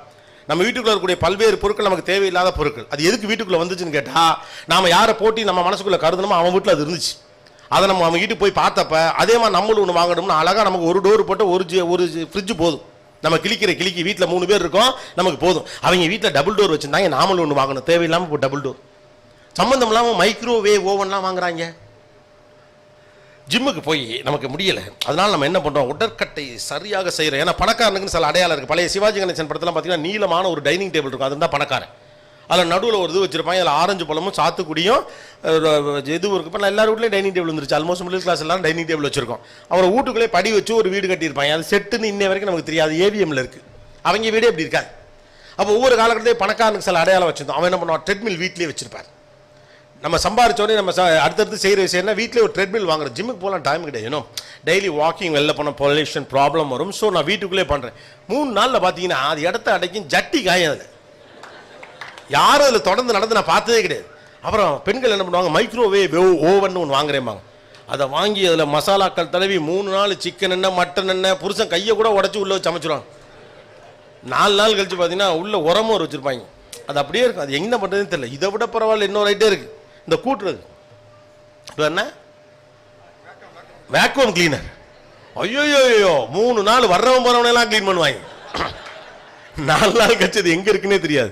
This are just a peer pressure. நீங்கள் இதெல்லாம் வாங்கக்கூடாது, மகிழ்ச்சியாக இருக்கக்கூடாது நான் சொல்ல. உங்களுக்கு தேவைன்னா வாங்குங்க. உங்கள் மகிழ்ச்சியை இன்னொருவர் தீர்மானிப்பது தான் உங்கள் வாழ்வின் பிரச்சனை. நீ இப்படி இருப்பதுதான் மகிழ்ச்சியின் குறியீடு என்று உங்களுக்கு சொல்லப்பட்டதை நீங்கள் நம்பியதுதான் வாழ்வினுடைய பிரச்சனை. இதுதான் ஆகச்சிறந்த மகிழ்ச்சி என்று உங்களுக்கு அறிமுகப்படுத்த அனைத்தையும் நீங்கள் நம்ப ஆரம்பித்த பிறகு உங்களிடம் இருக்கிற எதுவுமே போதாதென்ற நிலை இருக்கு. எல்லாரும் ஏழ்மையா ஃபீல் பண்றோம். எல்லாம் இருந்தும் ஏழ்மையா ஃபீல் பண்றோம் இல்லையா? எனக்கு இது போதுன்னு எனக்கு தோணவே இல்லை. ஏன்னா அவன்கிட்ட அது இருக்குல்ல. நீங்கள் ஜெயிக்கணும்னா இன்னொருத்தர் தோத்துக்கிட்டே இருக்குன்னா வாழ்க்கை ரொம்ப கஷ்டம் பாசு. நம்மளால எதை முடியுமோ அதை நம்ம செஞ்சுக்கிட்டு போயிட்டே இருப்போம். நம்மளுக்கு எது மகிழ்ச்சி இருக்கிறதோ அதை செஞ்சுட்டு போறதானே உத்தமம். நீங்க வாழ்றதுக்கு இந்த உலகமே தோக்கணும். உங்க வீட்டில் காரு வரைக்கும் நீங்க சந்தோஷமா இருக்கீங்கன்னா ஏத்து வீட்டுக்காரன் இன்னொரு கார் வாங்கிட்டானா நம்ம ஏழை ஆயிட்டோம்னா என்ன அர்த்தம்? எவன் ஒருவன் மனதளவில் ஏழையாகவில்லையோ அவன் கடைசி வரைக்கும் பணக்கார். எத்தனை கோடி வைத்திருந்தாலும் மனதில் ஏழ்மையாக இருக்கிறவனுக்கு கடைசி வரைக்கும் ஏழை தான். Be rich at your heart, that's enough. இதெல்லாம் நீங்க பணம் பண்ணாதீங்க, காசு பணம் பண்ணாதீங்க, அமைதியா இருங்கன்னு சொல்றதுக்காக நான் சொல்லலை. நல்லா சம்பாதிங்க, சந்தோஷமா இருங்க. கடைசி வரைக்கும் காசு பணம் பண்ணுறேன்னு சொல்லிட்டு அது பண்றப்பையும் சந்தோஷமா இல்லாமல் இருக்கக்கூடாது. கஷ்டப்பட்டுக்கிட்டே இருக்கணும். வாழ்க்கையில் பொறுப்போடு இருக்கணும். சந்தோஷமா இருக்கிறது நம்ம எல்லாத்தையும் டிஸ்கனெக்ட் பண்ணியே வச்சிருக்கோம். கவனிச்சு பாருங்க. அதில் எல்லாத்தையும் டிஸ்கனெக்ட் பண்ணியே வச்சிருக்கோம். பொறுப்பு மகிழ்ச்சி ரெண்டையும் பிரித்து தான் வச்சிருக்கோம். கவனிச்சு பாருங்க. பொறுப்பை மகிழ்ச்சி யாராவது ஒன்று சேர்த்துருக்கீங்களா? சின்ன வயசுல இந்த பிள்ளைகளுக்குலாம் என்ன சொல்லுவீங்க? இப்போ 12th ஸ்டாண்டர்ட் படிக்கிறவனுக்குலாம் சின்ன வயசுல ஒரு கதை சொல்லியிருப்பாங்க. 2ஆம் கிளாஸ் படிக்கிறப்பே சொல்லுவாங்க, இந்த வயசில் நீ நல்லா படிச்சுன்னா பின்னால ஜாலியாக இருக்கலாம் அப்படிமா. எது 2ஆம் கிளாஸ் படிக்கிற பிள்ளைகிட்ட இந்த வயசில் நீ நல்லா படிச்சுன்னா பின்னால ஜாலியாக இருக்கலாம். ஏன் படிக்கல ஜாலியாக இருக்க முடியாது? நோனோ, படிப்பு என்பது சுமையானது. வாழ்க்கை எப்படி சுமையானதோ, அப்பா அம்மாக்கள் எப்படி சுமையானவர்களோ, இந்த வாழ்க்கை பாரத்தை எப்படி சுமக்கிறோமோ அப்படி இந்த படிப்பை நீ சுமக்கணும். அது உன் பொறுப்பு. பொறுப்பை நீ கடக்கணும். 2ஆம் கிளாஸ்ல நல்லா படிச்சிட்டீங்கன்னா நல்லா இருக்கும். அப்புறம் 6ஆம் கிளாஸ் வந்தோடனே சொல்லிடுவாங்க, இப்போ நீ மேலே வந்துட்டப்பா, பெரிய இடம் 6ஆம் கிளாஸ்லாம் அப்படின்னு சொல்லி. இப்போ நீ நல்லா படிச்சிட்டீங்கன்னா 8th ஸ்டாண்டர்டு ஒரு செமி பப்ளிக் மாதிரி அதில் நல்லா ஸ்கோர் பண்ணலாம். அப்போ என்ன பண்ணணும்? பொறுப்பாக இருக்கணும். சந்தோஷமாலாம் இருக்கக்கூடாது. படிக்கிற பிள்ளை பண்ணுற வேலையை அது மாதிரி சிரிச்சிடக்கூடாது. சொந்தக்கார தாயப்பில் வீட்டுக்கு போயிடக்கூடாது. கிளவி சாவுக்கு போயிடக்கூடாது. கொடைக்கு போயிடக்கூடாது. எதுக்கும் போயிடக்கூடாது. கிரிக்கெட் மேட்ச்லாம் பார்த்துடக்கூடாது. ஆனால் இவங்க எல்லாம் பார்ப்பாங்க. இவங்க எல்லாத்தையும் இந்த உலகத்திலே கோவிட் வர்றதுக்கு முன்னாலே கோவிட் புரோட்டோகாலை ஃபாலோ பண்ண பரம்பரை நம்ம பரம்பரை தான். 10ஆம் கிளாஸ் படிச்சுட்டாலே அவன் கோவிட்ல இருக்கான்னு அர்த்தம். தனி ரூம் கொடுத்துருவாங்க. தட்டு சாப்பாடு மட்டும் உள்ளே போகும். யார் எதுக்கும் போகக்கூடாது. எவனும் ஃபோன் பண்ணக்கூடாது. எவனும் வரக்கூடாது. இவங்க இவனை பற்றியே பேசிக்கிட்டே இருப்பாங்க. அவன் காதுபடியே பேசுவாங்க. அவன் விடிய விடிய படிப்பான். என்ன படிக்கிறான்? எனக்கு ரொம்ப கவலையாக இருக்குது. இவனை நினைச்சே எனக்கு அவன் வெறி. அவன் இதை கூட்டி அவனை நினச்சி தான் எனக்கு அவ்வளோ கவலை இருக்குது. நீங்கள் உங்களை பற்றி நினைங்க, அவன் அவனை பற்றி நினைப்பான். அப்போ என்ன சொல்றீங்க? நீங்கள் பொறுப்பாக இருக்கிறது மகிழ்ச்சியாக இருக்காது. பொறுப்பை கடை. 6ஆம் கிளாஸை கடந்து வா. 8ஆம் கிளாஸ் அப்போ என்ன சொல்லுவாங்க? இந்த 9ஆம் கிளாஸ் மட்டும் நல்லா படிச்சுட்டா 10th ஈஸிம்பாங்க. இந்த லாஜிக் எனக்கு என்னன்னே தெரியல. 10th மட்டும் ஒரு 450 மார்க் எடுத்துட்ட, அதுக்கப்புறம் லைஃபே ஜாலிப்பா, செம சந்தோஷமா இருக்கலாம். ஒரு பிரச்சனையும் கிடையாது. முட்டி மோதி என்னென்ன முடியுமோ எல்லாத்தையும் பண்ணி வர்றவன் போகிறவனுக்கெல்லாம் பதில் சொல்லி வர்றவன் போகிறவன்லாம் சாமியை கும்பிட்டு 90 பூசி விடுவாங்க, கோயிலுக்கு கூட்டி போவாங்க. எல்லா வேண்டுதலுக்கும் நம்ம மொட்டை அடிச்சு எல்லாம் பண்ணி 10th 450 மார்க் எடுத்து முடித்தவனே சொல்லுவாங்க, தம்பி 11th பப்ளிக் 11th மட்டும் நல்லா படிச்சுட்டேன், 12th நல்ல மார்க் எடுக்கலாம். சரி தொலை, 12th நல்லா படிப்போம், படித்து நல்ல மார்க்லாம் எடுத்து வெளியில் வந்து நாமளாம் நினச்சிக்குவோம் காலேஜிலலாம் பழைய படம் மாதிரி ஒரே ஒரு நோட் எடுத்துகிட்டு போனால் போதும், அங்கே போனோடனே ஜாலியாக இருக்கலாம். முதல் நாளே கேர்ள்ஸ்லாம் வருவாங்க, டான்ஸ்லாம் ஆடலாம், வாத்தியாலாம் ஒன்றுமே சொல்ல மாட்டான், அவனுங்க தூக்கி போட்டு வாயிலே குத்துவானு. இதுக்கு ஸ்கூலே தேவையில்ல, முதல் நாளே கதற அளவுக்கு இருக்கும் காலேஜ். அப்போ வந்து உங்கள் அம்மாட்ட சொல்லுங்களேன், என்னம்மா காலேஜுக்கெலாம் போன பிறகு வாழ்க்கை சந்தோஷமாக இருக்கும், ஜாலியாக இருக்கும், பொறுப்பு இல்லாமல் இருக்கலாம், மகிழ்ச்சியாக இருக்கலாம்னு சொன்னீங்களேம்மா அப்படின்னு கேட்டால், என்ன 4 வருஷமோ 3 வருஷமோ நல்லா படித்து ஒரு வேலை பெற்ற உடனே யார் கேட்க போகிற? மகிழ்ச்சியாக இருக்கலாம். இப்போ பொறுப்பார் மகிழ்ச்சியாக இருக்காது.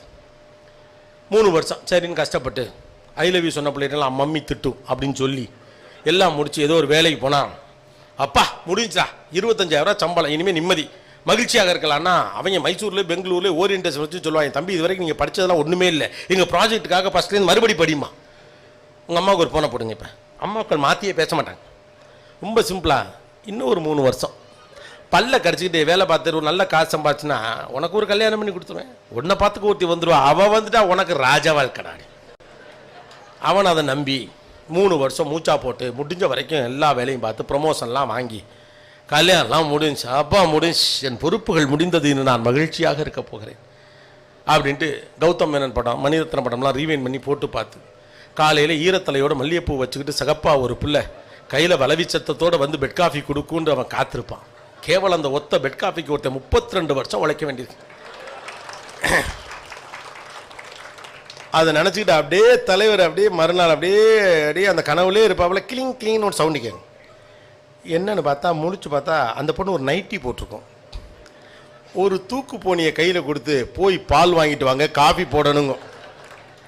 அந்த பெட் காஃபி குடிக்கவே பால் வாங்க நாம தான் போகணுங்கிற உண்மை தெரிகிறதுக்கே 30 வருஷம் ஆயிரம். கதறிக்கிட்டு அம்மாவுக்கு ஒரு ஃபோனை போடுங்க பால் பூத்துலேருந்து, அம்மா நீ என்ன சொன்ன, என் பொறுப்புகள் முடிந்தவுடன் மகிழ்ச்சி வரும்னு சொன்னியம்மா, எல்லாம் முடிஞ்சு நீ அவ என்னையே பார்த்துக்குவாங்கிறியா, அவ என்னையே பால் பூத்துக்கு அனுப்பிட்டாமா.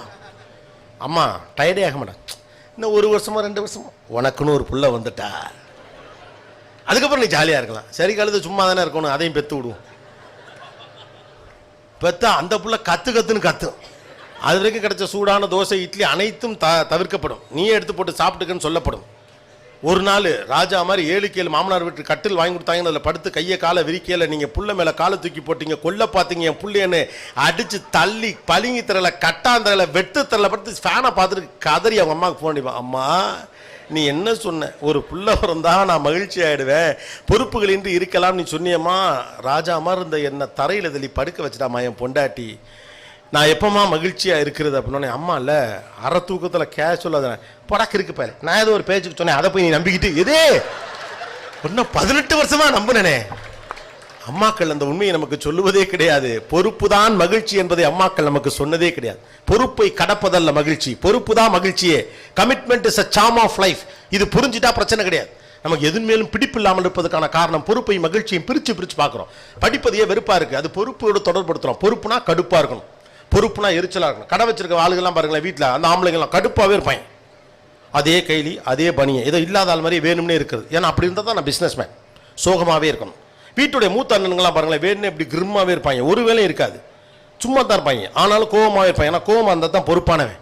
அப்போ பொறுப்பாக இருப்பது என்பது மகிழ்ச்சியோடு தொடர்பு கிடையாது. உங்கள் பிள்ளைகளுக்கு நீங்கள் சொல்ல வேண்டியதும் சரி, உங்களுக்கு அதுதான் பொறுப்பு தான் மகிழ்ச்சியே. பொறுப்பை கடப்பதல்ல மகிழ்ச்சி. பொறுப்பு மகிழ்ச்சியை நமக்கு சொல்லியே கொடுக்கல. பொறுப்பை கடந்து வா, பொறுப்பை கடந்து வா, பொறுப்பாக இருப்பதா மகிழ்ச்சி. ஒரு தந்தைக்கு தன்னுடைய பிள்ளைகளை நன்கு படிக்க வைத்து ஆளாக்குவதா மகிழ்ச்சி, பொறுப்பு தான் மகிழ்ச்சி. ஒரு தாய்க்கு தன்னுடைய குடும்பத்தை நல்லபடியாக காப்பாற்றி தன் பிள்ளைகளை ஆளாக்கி கொண்டு வரதுல தான் மகிழ்ச்சி இருக்கு. பொறுப்பு தான் மகிழ்ச்சி, படிப்பது தான் மகிழ்ச்சி, வேலை பார்ப்பது தான் மகிழ்ச்சி, இப்படி பேசுறது தான் மகிழ்ச்சி. ரைட்டு தானே? 750 கிலோமீட்டர் இந்த ஊர் நாக்கு தள்ளிடுச்சு வந்து சேர்றதுக்குள்ள. நேற்று ஒரு மீட்டிங் முடிச்சு வீட்டுக்கு போயிட்டு இங்கே வந்து வேத்து கொட்டுது, ஆனால் பேச தான் பிடிக்குது. இதுதான் மகிழ்ச்சி. என் மனிதர்களோடு உரையாடுவது தான் மகிழ்ச்சியே. இதை முடிச்சுப்படி எப்படா வீட்டுக்கு போவோம் அப்படின்னா கடைசி வரைக்கும் அப்படித்தான் இருக்கும். சோ கால் வேண்டா வெறுப்பா பிள்ளையை பற்றி காண்டாமிருக்கும் கதை will continue ever in life. So the life is very simple. Point number 1, life is very simple, don't complicate it. Sir உங்கள் வல்லவன் கதை தனி கதை. ஒரு நாள் வேறு மேடைகள் எங்கேயாவது பேசுகிறேன், வீடியோ ரெக்கார்டிங்கில் பாருங்கள், நல்ல கண்டென்ட் முடிஞ்சா நீயா நாளே பேசுவோம். அதை life is very simple, don't complicate it. 1. 2வது, வாழ்க்கையினுடைய முதல் குறிக்கோளாக வெற்றியை முன்வைக்காதீர்கள், மகிழ்ச்சியை முன்வையுங்கள். 3வது, உங்கள் அன்பான மனிதர்களை கவனியுங்கள். உங்களுக்கு யார் அன்பு காட்டவில்லையோ அவர்களை திருப்திப்படுத்த வேண்டும் என்பதற்காகவே உங்களுடைய வாழ்க்கையை அடமானம் வைத்து விடாதீர்கள். 4வது, உங்களுடைய பயணமே ரொம்ப முக்கியமானது, உங்கள் இலக்குகளை விட அது அவசியமானதும் கூட. 5வது, வெற்றி தான் மகிழ்ச்சியை தரும் என்று நீங்கள் நினைக்கிறீர்கள். இல்லை, மகிழ்ச்சி தான் உங்களுக்கு வெற்றியை தரும். 6வது, பாதுகாப்பற்ற உலகத்தில் வாழ்வதை போன்ற ஒரு பிரம்மையை பிள்ளைகளிடம் உருவாக்காதீர்கள். பாவம், அவர்கள் இந்த மனிதர்களோடு வாழ்ந்துவிட்டு போகட்டும். 7வது, இந்த உலகத்தில் கூடிய எல்லோரும் கெட்டவர்கள், நான் அவர்களுக்கு எதிராக நிற்கிறேன், எனக்கு எதிராக அவர்கள் இருக்கிறார்கள் என்று நீங்களாக கோரப்பற்களோடு இந்த உலகத்தை பார்க்காதீர்கள். இந்த உலகம் அற்புதமானது, வாழ்ந்து விட்டு போங்கள். 8வது, the very purpose of life is living. வாழ்வதுடைய அடிப்படை நோக்கம் வாழ்வது மட்டும்தான். அதற்கான விஷயங்கள் என்ன உண்டோ அதை பாருங்கள். 9வது, commitment is a charm of life. பொறுப்பை கடப்பதுதான் மகிழ்ச்சி என்று நமக்கு தவறாக புரிய வைக்கப்பட்டிருக்கிறது. இல்லை, பொறுப்போடு இருப்பதுதான் மகிழ்ச்சியே கூட. 5வது, 10வது, மகிழ்ச்சியாக இருப்பதையும் பொறுப்போடு இருப்பதையும் ஒன்றோடு ஒன்று தொடர்பு படுத்துவதைப் போலவே அமைதி, அமைதியாக இருப்பது, கவனமாக இருப்பது இதெல்லாம் பொறுப்பானது என்றும், மகிழ்ச்சியாக இருப்பது பொறுப்பிற்கு விரோதம் என்றும் சொல்லப்படுது. இல்லை, மகிழ்ச்சியாக இருக்கிற ஒருவன் பொறுப்பாகவும் இருப்பான், சந்தோஷமாகவும் இருப்பான், சந்தோஷமாகவும் வச்சுப்பான். குழம்பிக்காதீங்க. Life is so simple. பிம்பிலிக்கு பிலாப்பி. சந்திர காற்று நம் ஜன்னலில் வீசட்டும், சரித்திரம் நாளை நம் சாதனை பேசட்டும். நன்றி, வணக்கம். தேங்க்யூ.